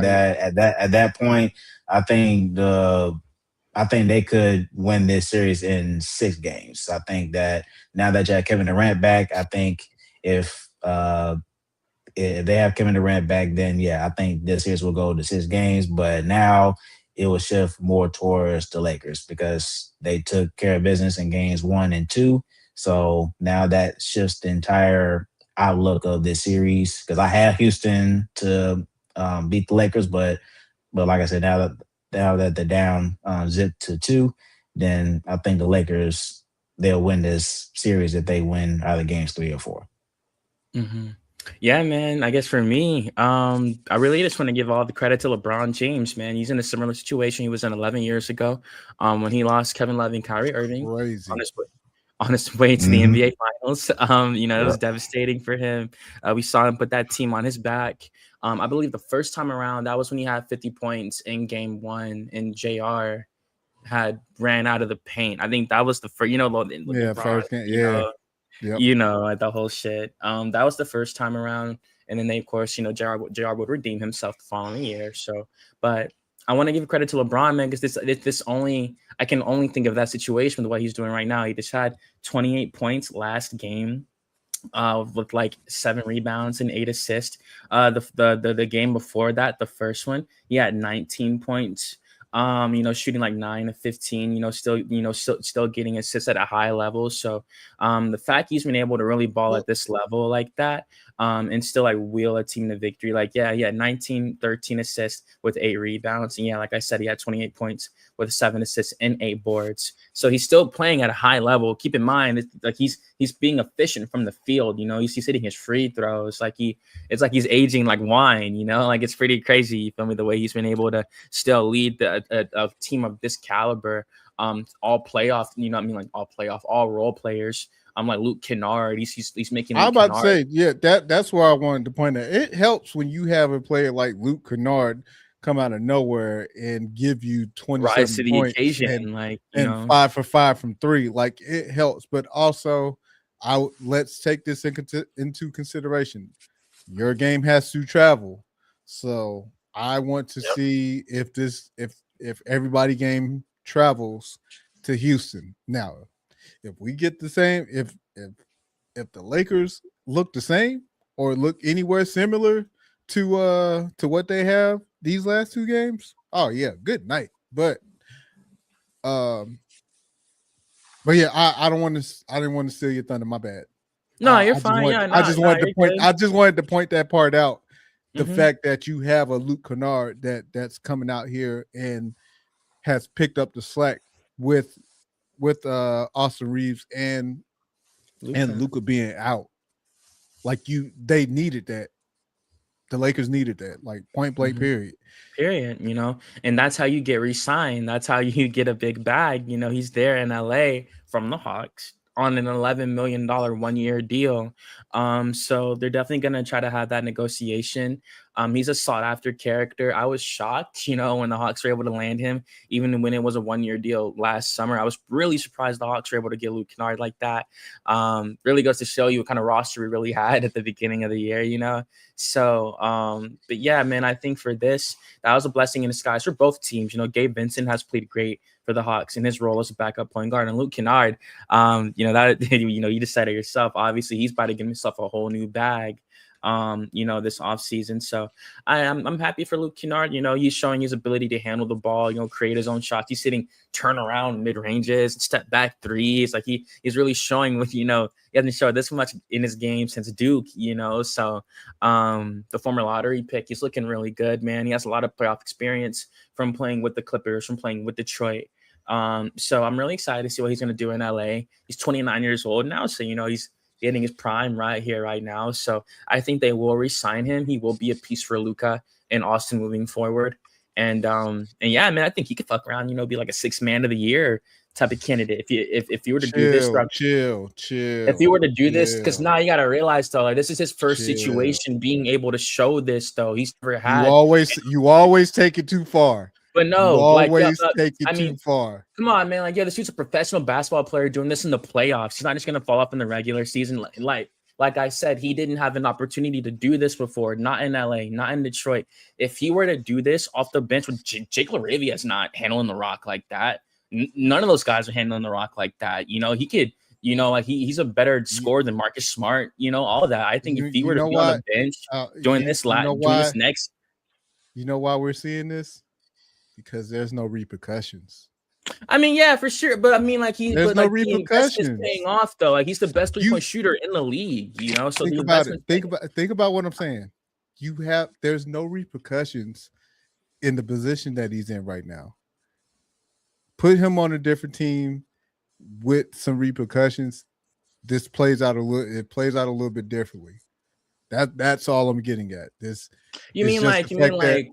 It's the fact that you're in the play. Like, I mean, because if you're doing this in the playoffs, hold up? What is JJ going to do? What is JJ going? I mean, look at the rest of your bench. Mm-hmm. That's why I'm like, Luke's looking at it like, yo, this is prime opportunity. I don't have Luka. I don't have Luka in the way. I don't have Austin in the way. I can go for broke. But also, LeBron needs me, so absolutely. I have to step in this role. And that's why I was saying, like, for a 6th man, he could do that in the second unit. He wouldn't be on the floor with Austin or Luka like that at all. He would undoubtedly be the best scorer, the most lethal scorer in that second unit. But also, I think if he gets a bag, it's not going to be with the Lakers. I mean, I don't know. Like, I don't think it's like a 1-year deal type of motivation thing. I think he's just rising to the occasion. He's been a shooter, but it's just always a role player. That's what I'm saying. But we've seen this where somebody goes off in the playoff, somebody that we least expect to go off in the playoffs, and then boom, they get paid. Yeah, Austin Reeves. When we think about it, Austin Reeves, prime example. Now, Austin Reeves proved it throughout the season. Yeah, because he was playing phenomenal until he got hurt at Christmas. He proved it throughout the season. So that's one thing. But like we've seen this before where a player just has a moment in a series, regardless if they win the series or not. They have a moment, and once that series is over, you see them get paid in the offseason. So, I mean, again, I'm not saying that Luke Kennard is not going to get paid. If he continues to do what he's done these first 2 games, he's going to get paid. Whether it's from the Lakers or somebody else, he's going to get paid. Because the thing Lakers, they is, have like the most cap space this offseason, especially with Mark Walter, the Dodgers owner. They literally have the most cap space, like by far. So they're gonna like but yeah, they still have to. Yeah. There's things, and but they have a lot to figure out, and most of Yep. it's gonna for start with sure, LeBron. for sure. And Hmm. even then, just to end on it, just to end on it, not drag it out like that no more. Yeah, Luke Kennard's playing great. I think if he does this next season in the second unit, he could, be really great for this Lakers team. He's definitely going to remain a Laker. I don't think he leaves. The all in the media, the questions he's answering, and stuff like that. I think he likes being a Laker for sure. And yeah, man, like this is surprising. I didn't expect this. Kevin Durant came back. They still beat them. They're up 2-0. They head back to Houston. And people saw Austin Reeves and Luka went down. People thought it was over for LeBron, but he's turned back the clock. I mean, he Hmm. expected him to. Well, I don't think nobody Yep. was necessarily worried about LeBron. It was just more so the rest of the team. Yeah, basically. Because we Yeah. know what we always know what we getting from LeBron. We know LeBron gonna do LeBron shit. It's what is the rest of this team going to do? And so far the rest of the team has done exactly what they're supposed to do at Hmm. home. But now we need to see them on the road. That's I going to agree. be, for me, that's the main thing. Can you bring this game on the road? If you can bring this game on the road, yeah, the Rockets up out of here. But if the Rockets fuck around and take them 2 games at home, it can possibly go 7. Yep. I I agree. agree. Most Yep. definitely. But we'll see. I don't have much faith in the Rockets, but I will say that I do think this goes at least 6 or 7. So Mhm. and to close this out, we have the Nuggets and the Timberwolves. They're playing right now. Yes, they're playing right now. What's the score? I know it's early. Yeah, it's 28 to 11. Yeah, 28 to 11, Damn. second quarter. Yep. Uh, like we said, a game of runs. And also, Minnesota's at home, so I know they probably rocking right now. So Oh yeah, Minnesota's up. Word. yes, Minnesota Gotcha. is up. Yeah, I have that going 7. To go ahead and give my Oh, answer, I oh, I, I have that going 7. Me personally. I do too. Also, quick update: Raptors are up 111 to 99 in the fourth That's no quarter with problem. 4 minutes and 30 seconds. Let's see if they finish out strong. But yes, I agree with you. Yes, I do have the series. I had the series going 7 from the jump. Just on the strength, we've seen these two teams play before. Yep. We know Anthony Edwards is always up for any time he could take one of He's a dragon best slayer. NBA the best players in the NBA, whether it's Kevin Durant, whether it's Jokic, whether it's LeBron, he's up for the challenge. So I this game is going to come down to who can execute at the end of the game, because I think if these games don't get out of hand, if they're not out of reach late in the fourth, it's going down to who can execute in the end. Um, I I think I also think that defense is definitely going to play a part. Now, one thing to annotate with game 3 that's going on, Denver is without Aaron Gordon. He's down with the injury. Damn it, I had that injury up and I accidentally clicked out of it. But he is down with the injury. So that's for Denver, that's very tough because Aaron Gordon is a key piece to that team. But Antoine, I'll start with you.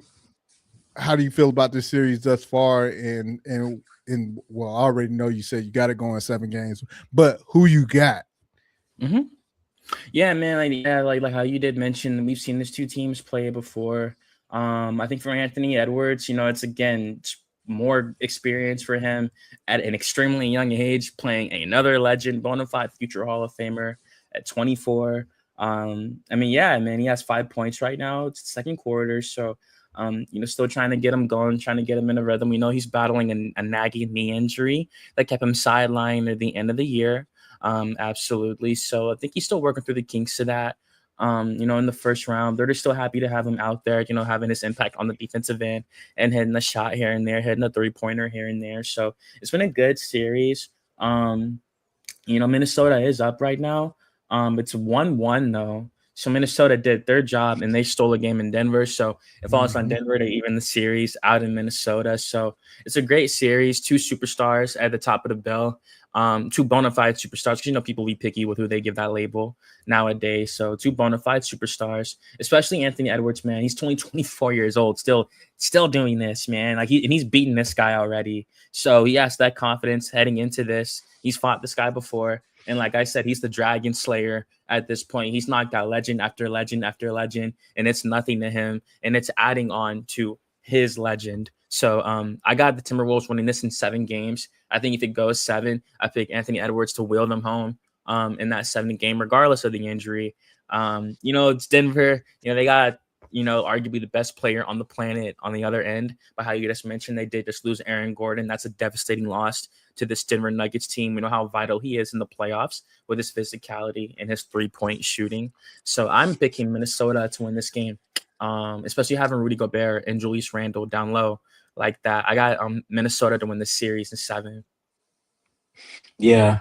I think that the series will go 7 games, but I will go with Denver in this series because of the fact that yes, you lost Aaron Gordon, but you still have Nikola Jokic, who Antoine, just said, one of arguably the best player in the league, and you also have Jamal Murray. So you're talking about two players that have championship pedigree. They know how to win in big moments in the playoffs. They know how to go out and get wins. And you also have other key players such as Bruce Brown Jr. and Tim Hardaway Jr. guys that can make plays as well. So as long as you have your 1-2 punch in Jamal Murray and Nikola Jokic, then you can make things happen. Now, again, I'm only saying this in this series. So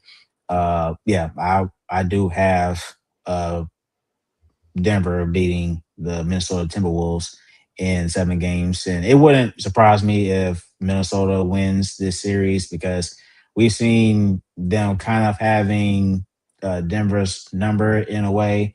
They did beat them in the Western Conference Finals a couple years ago, but that's when they had Karl Anthony Towns on that team as well. But no, I think for Anthony Edwards, he's been arguably the face of the league, and his ability to be able to be a true two-way player, a real superstar, and you have the right guys around him to complement his style of play. So that's what makes the difference. But like I said, for Denver, I do believe in them. They have been able to win games in different situations, so I expect them to make that happen in this series. So, but like I said, in 7 games is always fun to see because you're getting the best out of both teams. So this would be one of the best series to see in the first round of the playoffs. Yeah, I'm with you. I have Denver. In 7. But I will say key personnel for each team. For Denver, Jamal Murray has to be consistent throughout this series.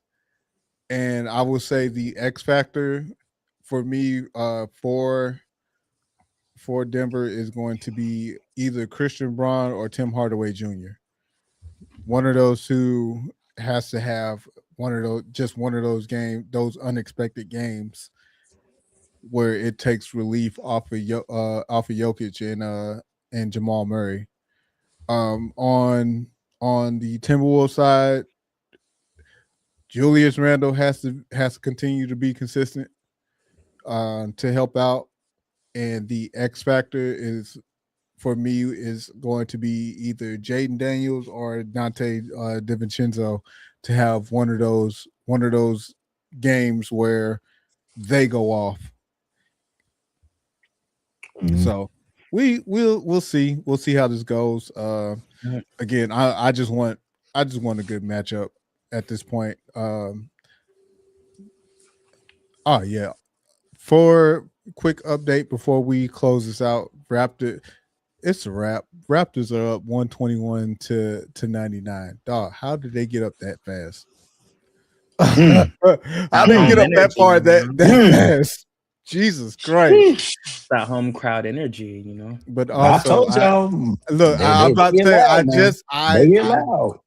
but also I just said Cavs, the Cavs fuck around and do some They know Cavs they know type how shit. they know how to choke. I think it's hard, man. It's hard. The You know, these are the Cavs, best basketball players on the planet. It's hard, man. It's to beat these guys, man. man, Well, fuck all that. It If is, if man. I Like, you feel know, if as much I as they feel want to like win, if I feel like we have the better team, I'm going out. I'm going to go out there and trying to dominate. for sure. And You know, I just think we've seen it so many but times. Like we saw in 2007. Like, I but mean, Dirk Nowitzki won MVP and they got I'm bounced. I also have to see how this game. I'm gonna have to go back and watch this game and see what happened yeah. because this game was close, and then all of a sudden they're down. It's 122. Like you're almost down 30. Like what the hell happened between the last time we put this score out to now? We That the was, North. but We the North. as we close out, again we have some great series going. We have a lot of tied up series. We have a couple of series that are 2-0. Well, one's about to be 2-1, but nonetheless, so far so good. Interested to see how the rest of round one plays out. By the time we get back next week, there might be some games, some series that could possibly be over, or we might still be going with all the series. We'll find out. But Yep. thank you for everybody that pulled up to rock with us tonight. Please like, share, subscribe, comment, tell a friend to tell a friend to tell a grandma and them to pull up. Before I go, first off, for those who are watching, please hit the QR code. Uh, Again, that hits the link tree. Follow us on socials. Go to the YouTube page. Subscribe to the YouTube page. Like, share. Again, do all the stuff to get us in the algorithm. And before we really close this thing out, Garrett, Antoine, well, Garrett, I'll start with you. You got anything before we get on out of here? Yeah, like I said, I think that we're going to see a couple of series that's going to be quite interesting in round one. So we pretty much have a good idea of teams that are going to advance and, other teams that, may make it a series a little bit. So, but like I said, it's the playoffs. It's meant to be fun. It's meant to be exciting. And so, yeah, we're just going to continue to watch these games and see how it all unfolds. And so, yeah, so far so good. So just ready to keep it rolling. Yes, sir. Yeah, man, same here. It's been the most entertaining playoffs in a long time. I saw a tweet that said this was like the most this opening playoff round is like the most watched one in like the last 10 years or so. So it really goes to show like, you know, a lot of people are interested to watch these series and it's pretty cool, man. Trying to remember what other big, I think it was the NBA Cup. It might have been the All-Star game, maybe. It was like, I think this All-Star game had the most viewers in a really, really long time too. The one that was in the Intuit Dome this past February. So, you know, the NBA is still showing good signs of life, man. These playoffs are indicative of that. We got some Hall of Famers in these playoffs, some old, some young. some generational talents in these playoffs on multiple teams. So, yeah, man, I think we're spoiled right now for sure. And it's cool to see all these teams fight back. Like the Hawks, like the Magic, like the Sixers. Like a lot of these teams people had getting swept. So it's cool to see them really show that they can beat these teams on any given day, and that's what the playoffs are all about. Adam Silver, you will pay for your crimes with us having to go to all these fucking streaming apps. I just want to throw that part out there because I am sick of it. So sick of it. Jesus Christ, man. I be having to figure out. Subscribe to Amazon Prime. You can subscribe to Peacock. Prime on video. That's NBA where it's all. NBA, That's where it's all Peacock, going. Nigga, I am tired. I am tired. It's just the fact that why do I have to bounce from one platform to the next? I hated it. I hated it when he the world consistently changed, bro. So we gotta do the same thing. Like for real. I don't mean to piss you off. I'm sorry. And I get it. I've been saying it ain't even like I said, Adam Silver, you gonna pay for your damn crimes, dog. Cause I hate this. It's just more like I said, it's just more so I'd be like, yeah, I'm about to get home, watch this game, and I'd be like, damn, what? No, you got to subscribe, brother. You gotta pay that $14.99. Oh, I'm not. It's not even that because I got Amazon Prime. I got that. That's not, it's just more so, dog. Why do I have to bounce from platform to platform? Put it on one platform.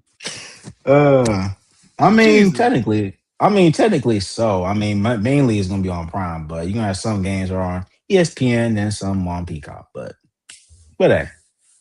I say, hold up. Who has the best commentary? Best commentary. Which one's Dwayne Wade? Them. They're what? But Dwayne Wade and Candace Parker. They're on. Well, no, never mind. I take that back. Nah, put it on Peacock because NBC knows how to do the production of it. Just bring everybody over to NBC. I like NBC's cast personally. Like Tracy McGrady and all that. Yes. They have now, don't get me wrong. The crew on Amazon Prime, that's why I'm like, bring them over. Merge that entire crew because I love the way how they talk about the game. They keep it about the game. I love the inside the NBA crew, but also ever since y'all got the ESPN, I put it like this: we haven't seen enough of y'all. If we're gonna put it, that way.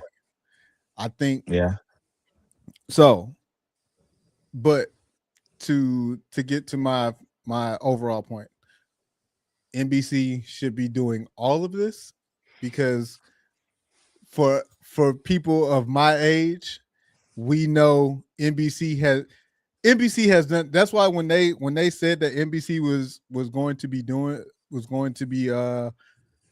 doing games, we was like, yes, absolutely, because NBC knows how to do it. Like we've seen the production, they held the production down back in the past between them and TNT and TBS. Like they held it down back in the past. So for them to come back and pretty much picked up where they left off, it's been great. But to include Amazon Prime, we've had issues with Amazon Prime with the streaming where the damn game just blanked out in the middle, and it was at the end of the game too. And times where it was like blurry. Yeah, even LeBron commented on it. Yeah, that was crazy. I was like, yo, like what? Even LeBron has said something. But like I said, just to close this out, Adam Silver, you will pay for your crimes. But in all seriousness, shout out to all the teams that are in the playoffs. We appreciate y'all for the entertainment. if your team's in the playoffs, shout out to your team. Hell yeah, boy. Hope y'all hit y'all parlays and all that good stuff. I've been in parlay purgatory for the past year. So we'll see how this goes. Hopefully I get out the slump. Again, thank you everyone for pulling up and rocking with us. We will holler at y'all next episode. One band, one sound. They gave me my theme music.